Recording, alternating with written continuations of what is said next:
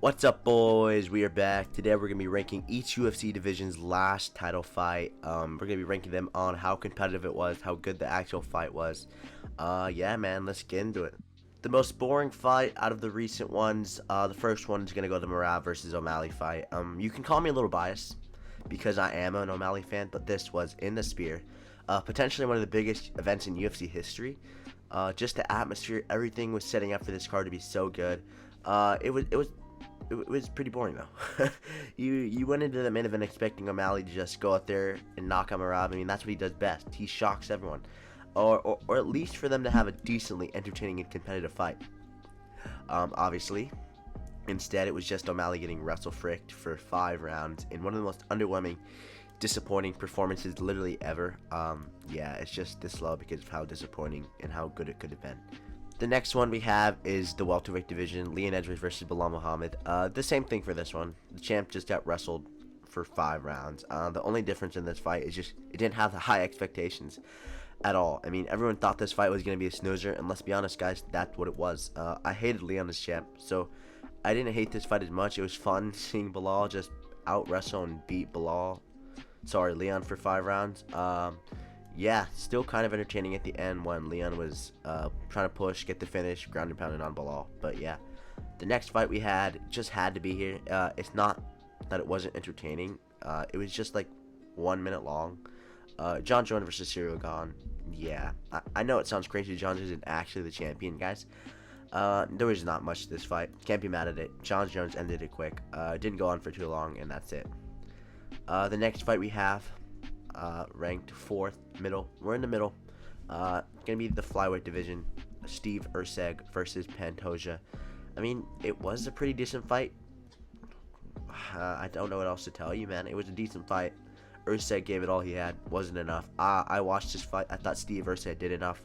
I thought he won, but won't get too much into it. Nothing really happened in the fight. Pretty monotone fight. Okay, boys, the next fight after this one are all pretty good fights, all pretty even, all were wars. Okay, so the featherweight division obviously just happened. UFC 308, Elite Poirier versus Max Holloway. This was a really fun fight, really good fight. Obviously, hyping it up. It was one of the most, before the fight, everyone said it was one of the most fun, entertaining, stylistic matchups in UFC right now you could possibly make. And for the first 3 rounds, that's exactly what it was. It was a very entertaining fight. Obviously, in the 3rd round, it ended very sadly and devastating. Max got KO'd brutally. For me, when I was watching, I thought it was 1-1. It was a very close fight. And it would have just got entertaining. Its stocks probably could have been a lot higher. It would have just gotten entertaining without the finish. Going into those championship rounds, I was very interested to see what would have happened. Now we have a banger fight. Izzy versus Dricus du Plessis for the middleweight title. This was a very fun fight. You got to remember, this was the card after Bilal versus Leon. That whole card was pretty mid.